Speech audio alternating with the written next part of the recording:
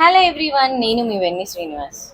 ప్రతి సంవత్సరంలో నవంబర్ నెలలో 14వ తేదీన మనం చిల్డ్రన్స్ డేగా జరుపుకుంటూ ఉంటాం. మరి ఈ చిల్డ్రన్స్ డే అనేది ఎందుకు జరుపుకుంటామో తెలుసా? ఆ రోజు మన మాజీ ప్రధాని మరియు మొట్టమొదటి ప్రధాని అయినటువంటి నెహ్రూ గారి జన్మదినం కాబట్టి. మరి చాలా మంది జన్మదినాలు ఉండగా నెహ్రూ గారి పుట్టినరోజునే పిల్లల దినోత్సవం ఎందుకు జరుపుకుంటామో తెలుసా?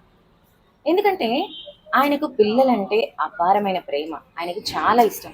అందుకే ఆయన్ని చాచా నెహ్రూ అని కూడా అంటారు. మరి పిల్లల విషయానికి వస్తే ఉన్నతమైన జీవితానికి పునాది వేయాల్సినటువంటిది తల్లిదండ్రులు మాత్రమే. వారిని చిన్నతనంలోనే క్రమశిక్షణతో పెంచాలి. వారికి విద్యాబుద్ధులతో పాటు సమాజం పట్ల గౌరవం, దేశభక్తి భావాలు పెంపొందిస్తూ ఇతరులకు సహాయం చేసే గుణాలను అలవర్చాలి. ఎందుకంటే భావి భారత పౌరులు ఈ పిల్లలే కాబట్టి. అందుకే పెద్దలు అంటారు, మొక్కై వంగంది మానై వంగున అని. ఒక దేశం యొక్క భవిష్యత్తు రూపుదిద్దుకునేది పార్లమెంట్లో కాదు, పాఠశాల తరగతి గదిలో అని పిల్లల విద్య కోసం ఏర్పాటు చేసిన కొటారి కమిషన్ వాళ్ళు అన్నారు.